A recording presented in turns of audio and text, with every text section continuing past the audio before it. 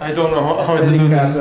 Jacopo. Hi, nice to meet you. Oggi siamo ospiti di NM Group, un gruppo di commercialisti a Malta a cui cercherò di rubare il maggior numero di informazioni su fiscalità e aziende maltesi. Come sempre, se doveste essere interessati ad approfondire tutte le informazioni, vi lascio i loro contatti in descrizione e provo anche a chiedergli se ci concedono un qualche sconto sui loro servizi. Ora, questo è un breve tour dei loro uffici, dove sono circa una quarantina. Adesso dovrebbe arrivare l'amministratore delegato e vediamo di chiedergli tutti gli insights possibili e immaginabili di Malta. Grazie mille per la Jacopo. Sembra nuovo questo posto, Qua siamo qua dal 2017. Innanzitutto grazie mille per il tuo tempo e cercherò di chiederti il più possibile informazioni su Malta e su come funziona il sistema qui, sia dal punto di vista di qualcuno che vuole aprire un'attività, sia dal punto di vista di chi si vuole muovere e trasferire qui. Quindi se posso chiederti una breve presentazione di quello che fate e di chi sei e dove ci troviamo in questo momento, giusto per dare un po' di contesto. Certo. Allora, sono Beppe Muscat, sono il capo di questo negozio che si chiama NM Group. Questo è il 30° anno nostro e noi siamo commercialisti e daremo un servizio tutto compreso per chi vuole o lavorare a Malta o lavorare da Malta o iniziare un'attività economica qua. Perché le persone vengono qui a Malta e le aziende vengono qui a Malta? Soprattutto dal punto di vista aziendale vorrei concentrarmi all'inizio perché è quello che più mi interessa. Ho sentito dire che qui ogni giorno aprono 10 aziende. Perché? Come mai è così interessante? Dal lato aziendale, Malta, per dare un po' di contesto, Malta è un membro dell'Unione Europea, è un Stato membro dell'Unione Europea da 15 anni. Noi anche oggi siamo lo Stato più piccolo dell'Unione Europea e abbiamo negoziato questo trattato con l'Unione Europea che include un sistema di tassazione molto interessante. Abbiamo bisogno di avere qualcosa del genere per essere competitivi con gli altri Stati membri, altrimenti noi, a parte il risorse umano, non abbiamo altro. Non c'è niente di segreto, è un sistema che l'Unione Europea ha autorizzato, sa come funziona, tutto chiaro. È un sistema molto interessante poi per investitori stranieri, e allora non maltesi, perché questa è una cosa che non applica per noi maltesi, ma per chi viene qua per investire qua, è un sistema dove paghi la tassazione alla rata di 5%. Ma come si raggiunge? Perché da quel che ho capito non è così semplice riuscire a raggiungere questo 5%, perché di base, da quel che so, la tassazione a livello aziendale qui è il 35%. Come funziona? A Malta deve pagare il 35% sull'utile. Okay. Sì, come un'azienda, quella è la tassazione aziendale a Malta. Però questo sistema della refusione delle tasse, puoi pagare quel 35%, ma puoi chiedere un rimborso di 30% di quel 35, ok? E così poi rimane il 5. In realtà adesso, con un cambio che hanno fatto lo scorso anno, puoi pagare subito il 5. Ok, ma come funziona? Perché ho sentito che c'è un meccanismo di holding e trading. Qui in questo sistema dobbiamo sempre usare il concetto legale che un'azienda è una persona separata dall'azionista. Allora, se tu vieni qua per aprire un business qua, quella società è una persona legalmente separata da te.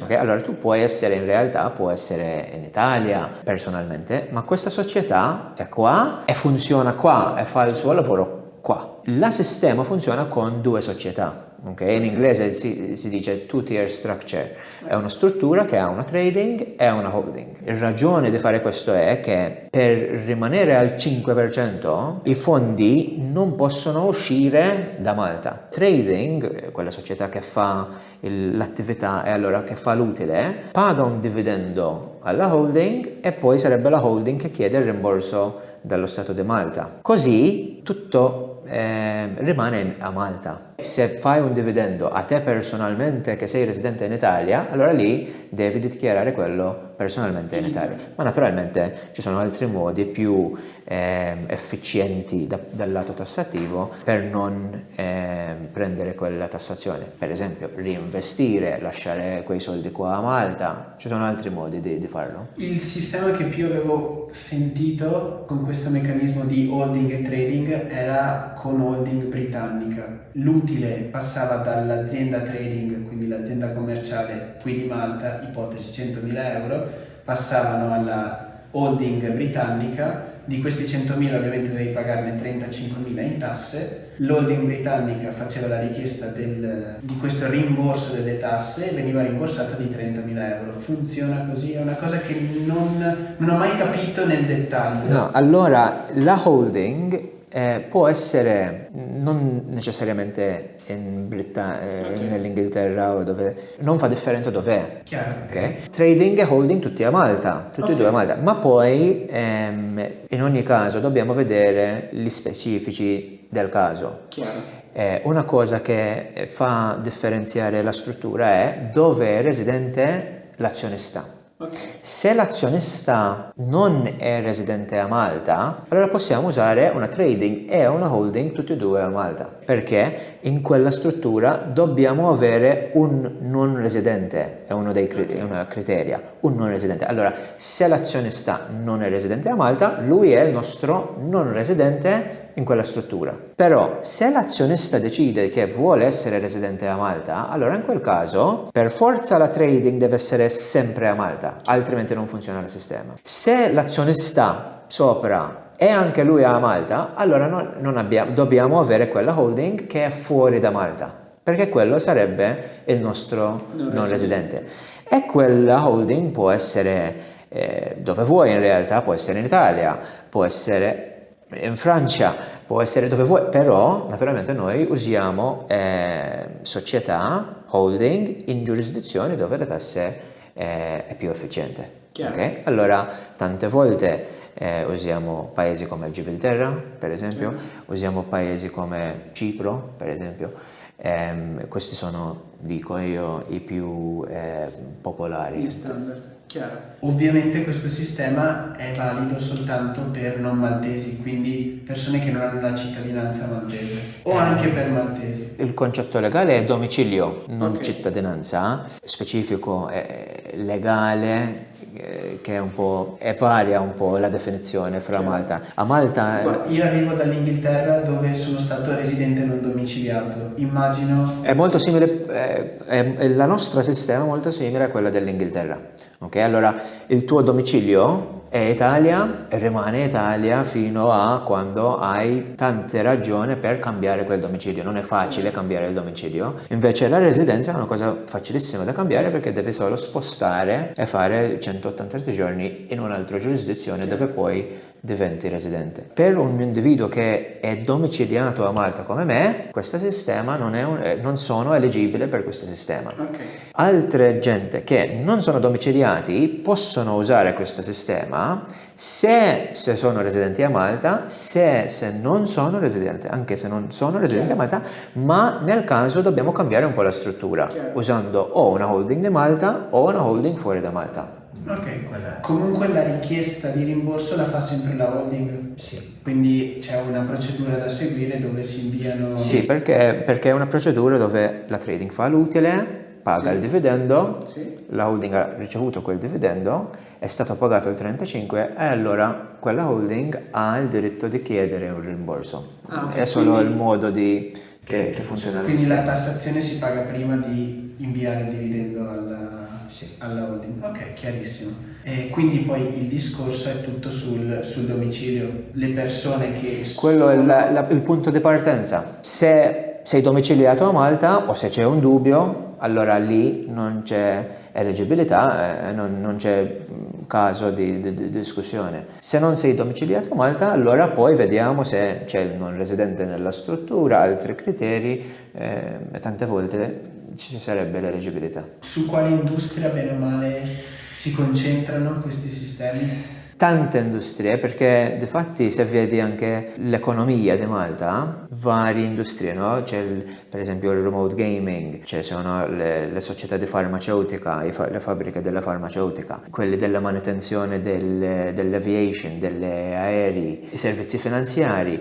In realtà però ci sono tante ragioni di venire a Malta, però poi c'è questa ragione che è uguale a tutti. Il 5% è lì per tutte queste industrie. Ci sono casi dove non puoi, per esempio chi fa edilizia a Malta non può per esempio usare questo 5%, c'è questa esclusione. Però tante volte in varie industrie c'è quell'eligibilità. E invece a livello di tassazione personale come funziona? Se io sono residente qui o ovviamente se sono residente altrove le tasse le pago altrove come persona? Se sei persona che vieni a Malta per lavorare qua, vivere qua, allora lì abbiamo delle rate diverse, ok? Allora la rata aziendale è del 35%. Quando sei una persona fisica, individuale, lì devi pagare come noi, a Malta come i maltesi, e lì abbiamo delle rate delle tassazione che sono a scaglioni progressivi. Supponiamo che io sono per esempio la persona italiana, quindi residente italiano, che vuole spostarsi qui a Malta e cercare di ottenere questa tassazione al 5%.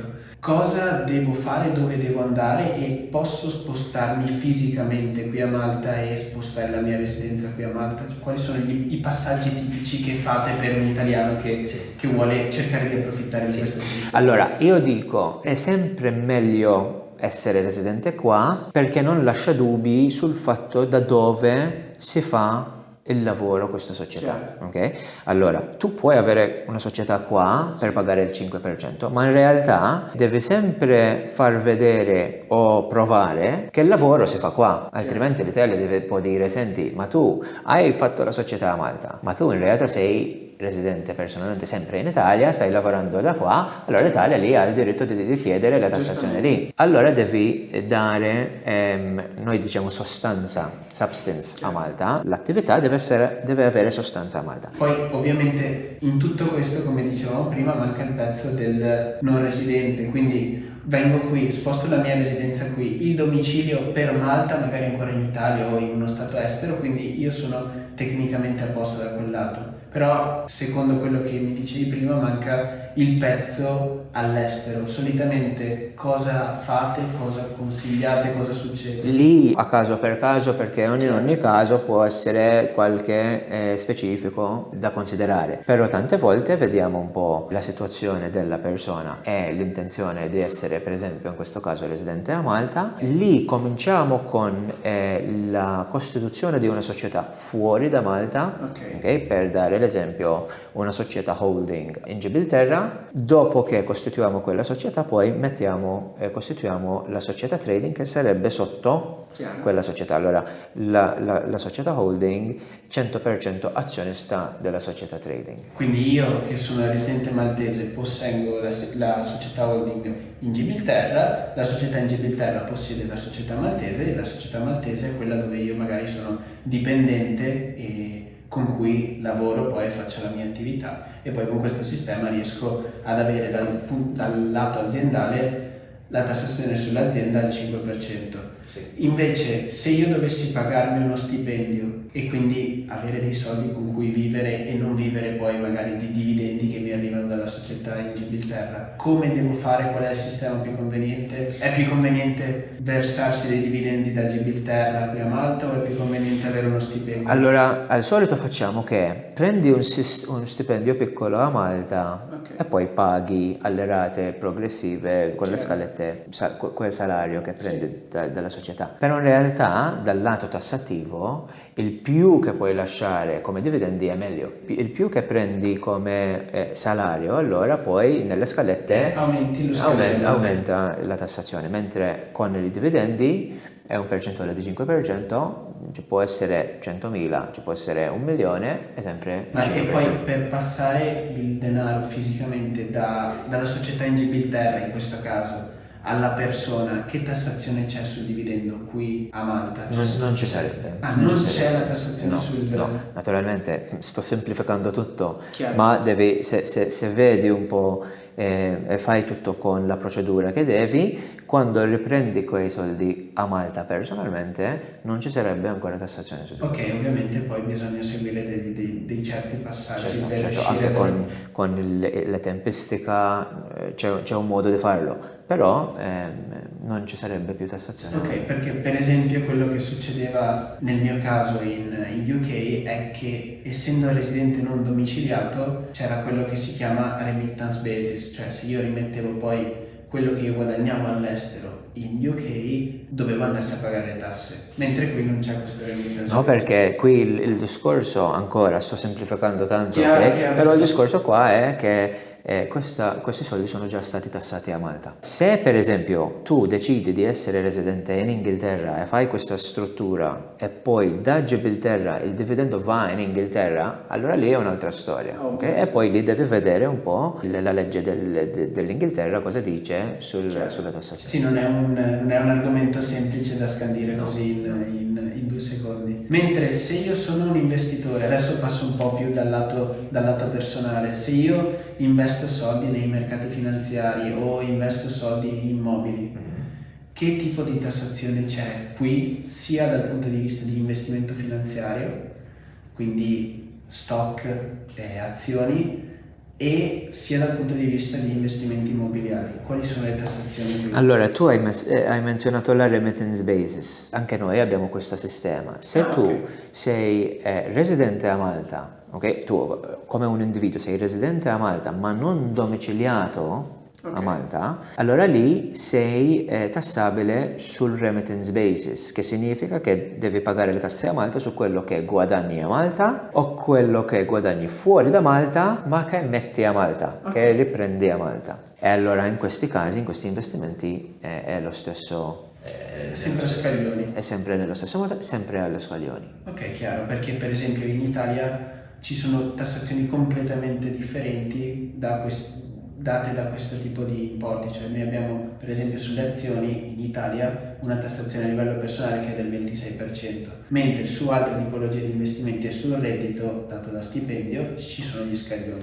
Qui invece è tutto a scaglioni, tutto cumulativo. Personalmente quelle sono le rate, ok? Poi ancora può essere più complicata nel senso, poi entriamo nel merito che se questi investimenti sono tenuti per il lungo termine, se è short term, che fa differenza. Quindi comunque il consiglio per un italiano che si sposta qui è cercare il più possibile di tenere questa tipologia di investimenti all'estero, così si può sfruttare la remittance basis. Se non sei domiciliato a Malta ma sei residente qua, quello che fai fuori da Malta in realtà non entra nel merito di quello che è maltese e non devi pensare per pagare le tasse qua. Poi se stai guadagnando quello in Italia o in Inghilterra, devi vedere un po' cosa c'è da fare lì. Se per ipotesi io ho un conto di investimenti in Svizzera piuttosto che in Germania e da lì faccio le mie operazioni di investimento, cavolo ne so, Europa piuttosto che Stati Uniti d'America, con un'azienda quotate lì, io qui a Malta non ho niente da dichiarare perché il conto è in Germania. Okay, chiaro. Poi abbiamo un'altra cosa interessante, in inglese Foreign Source Capital Gains. Allora, i guadagni su transazioni capitali, che si fa fuori da Malta. Per esempio, vendi un immobiliare fuori da Malta o forse dei stock shares fuori da Malta, se riprendi quei soldi a Malta, allora è un foreign source, allora da fuori, capital gain, quello non è tassato a Malta. Ah, ok, e puoi riportarlo. E puoi riportarlo qua come foreign source capital gain. Che quello è interessante anche. C'è anche il concetto a Malta della differenza fra income e capital. Income è quello che hai guadagnato, in termini semplici ancora, quello che hai guadagnato nell'ultimo anno. Capitale è come il tuo savings. Se prendi capitale a Malta, quello non è tassato. Se prendi remittance, quello che è income, allora quello sarebbe tassato. Ovviamente sempre foreign, quindi estero. Se invece quello è... Però, ma foreign source su capital gains, non su income. La differenza è capital gains è di natura capitale. Allora ho venduto un investimento, ho venduto un immobiliare, mentre income è per esempio un salario che prendi in Italia, se metti quel salario a Malta, remittance, deve pagare le tasse. Chiaro. Dal tuo punto di vista e per quella che è la tua esperienza, quali sono le aziende con cui avete più a che fare? Cioè sono piccole e medie imprese, sono attività medie, sono grandi business o c'è una varietà generale sia di industrie che poi alla fine di fatturati e quant'altro? Chi viene qui? Variano perché in realtà ci sono tanti individui che vengono qua a Malta in modo individuale, cercano lavoro qua e vivono qua come individui, nel senso non sono neanche nel business, che sono anche clienti nostri perché anche loro devono vedere le cose loro. Altrimenti vengono tanti, ci sono quelli che sono gruppi multinazionali che sono grandissimi, ok? E che anche per ragioni molto, anche altre ragioni, non solo di tassazione, Malta è un paese che prima di tutto strategicamente è lì nel mezzo del Mediterraneo, che allora sei vicino dall'Africa, sei vicino all'Europa, è molto conveniente anche per certi business che fanno trasportazione anche di merce. A Malta abbiamo gente che parlano, siamo bilinguali, allora parlano non solo maltese ma inglese, anzi tanti parlano anche più inglese che maltese e tante volte parlano anche la terza lingua, come per esempio io sto parlando in italiano, o provando almeno.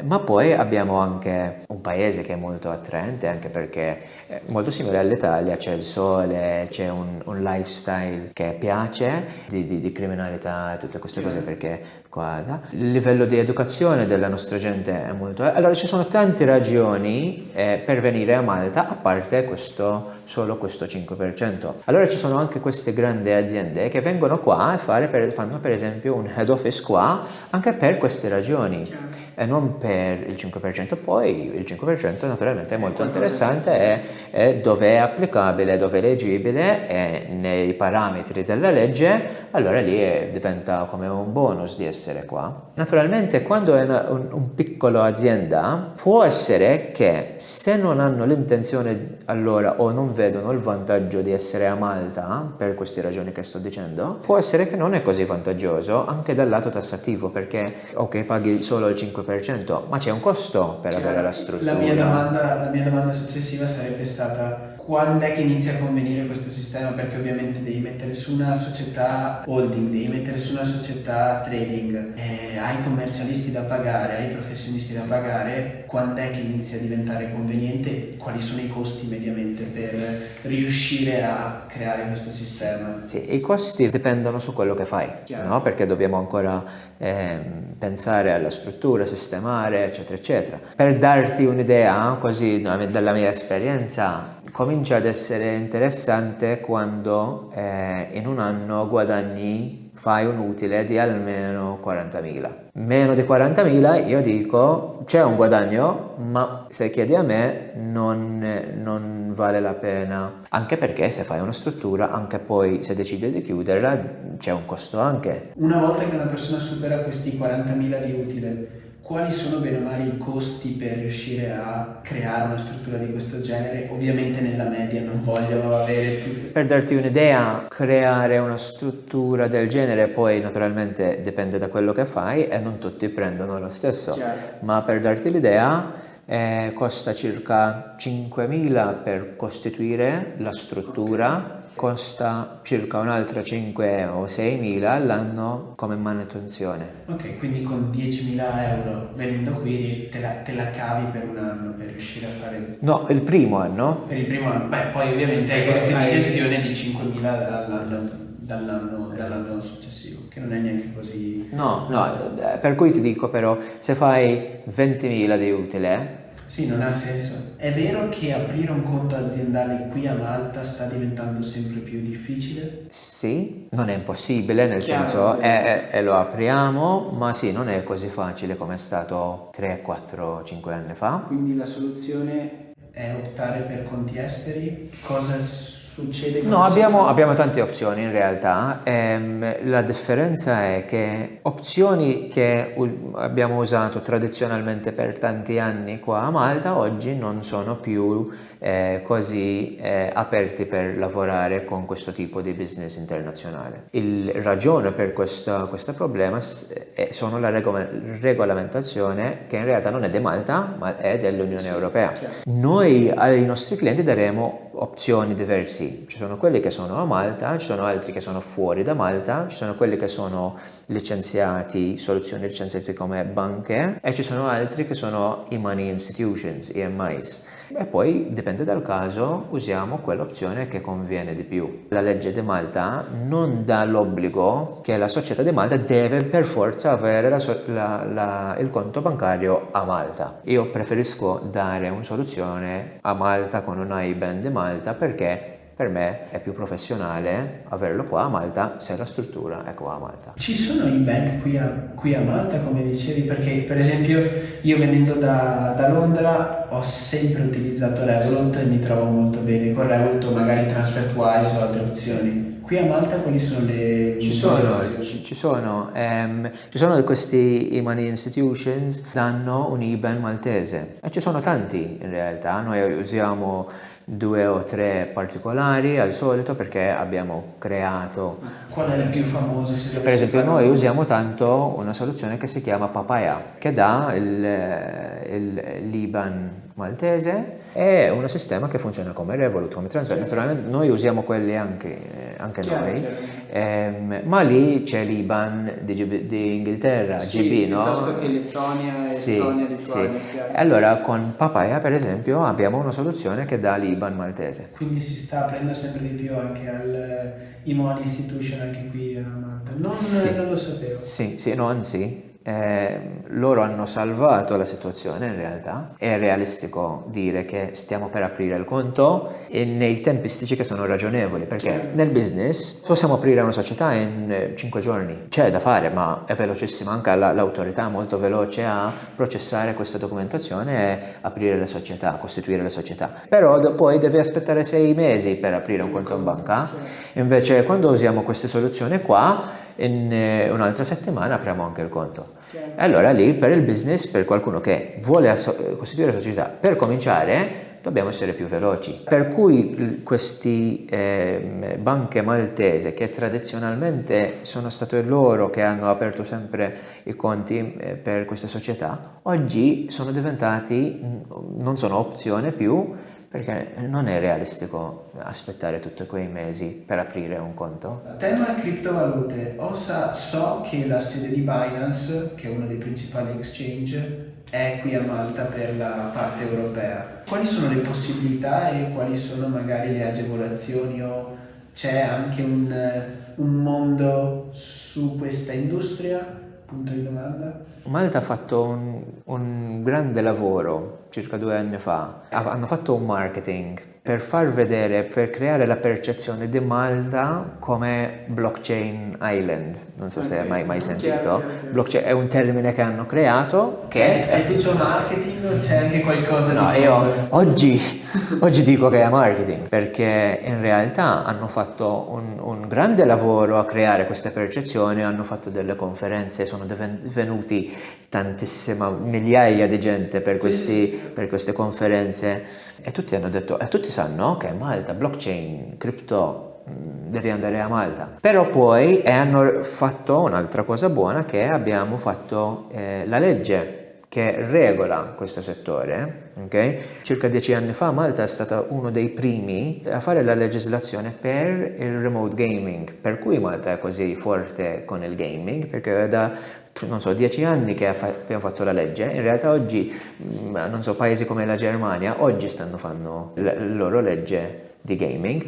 Hanno provato a fare la stessa cosa con il blockchain, ad essere uno dei primi di fare legislazione che regola questa attività, ok? Che non diventa o rimane un'attività che si fa senza regole e dove tutti fanno quello che vogliono. Capire che questo è un nuovo mondo, un nuovo che dà delle opportunità, e il futuro in realtà per tante cose è il modo di cui puoi applicare questi sistemi di blockchain e di cripto. La sistema non ha funzionato, mia opinione, perché sì, abbiamo fatto il marketing, allora abbiamo preso l'attenzione della gente, sì, abbiamo fatto la legge, ma poi, per esempio, la sistema bancaria sono ancora molto scettici sull'uso di cripto. Allora hai un parte del sistema che non sta funzionando. Chiaro. Come ultima domanda ti chiedo due cose, non so se in una delle due vuoi esporti. La prima è: cosa ne pensi di Malta da qui ai prossimi 10 anni? Come vedi l'isola, cosa sta succedendo, come si sta trasformando? E la seconda, cosa ne pensi di quel che è successo alla giornalista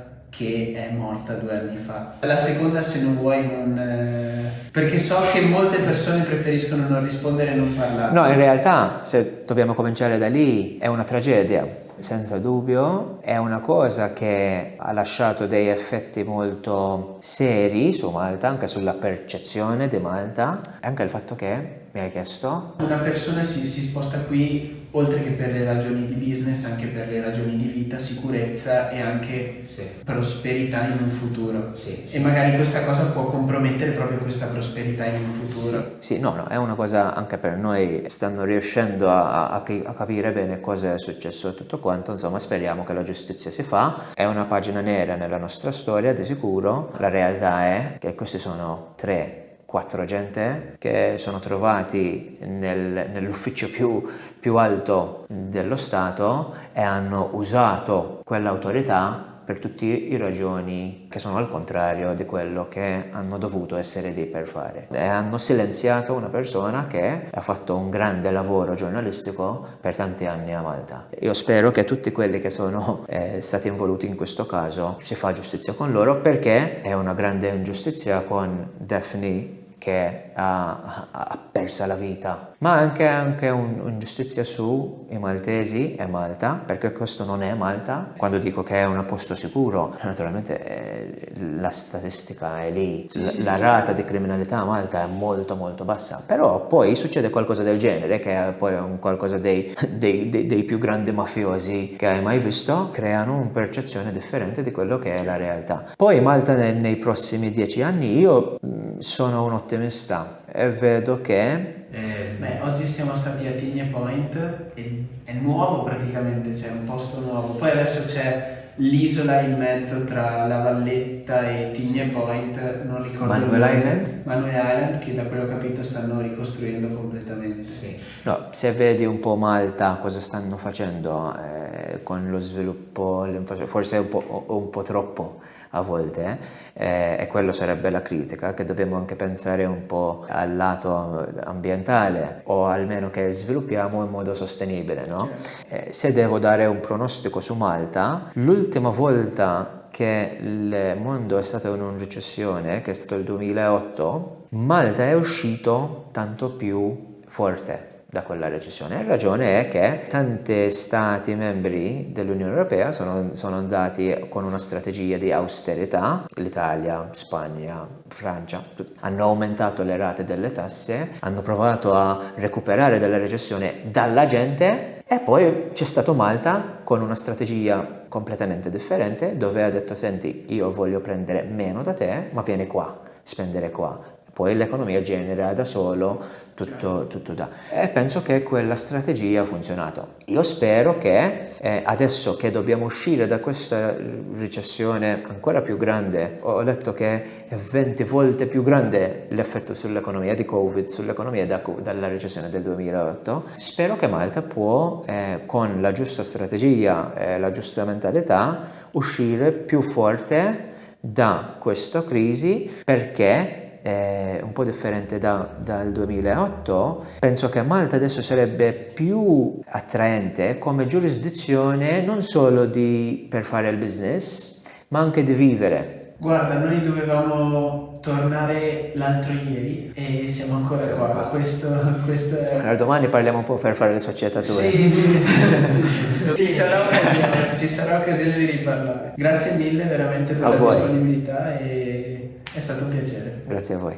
Ringrazio ancora Beppe per tutte le informazioni. Vi ricordo che in descrizione trovate tutti i loro contatti se voleste approfondire. Ed ora iscrivetevi e noi ci vediamo alla prossima avventura in giro per il mondo. Beh, è stato bravo. Bravissimo. Veramente bravo.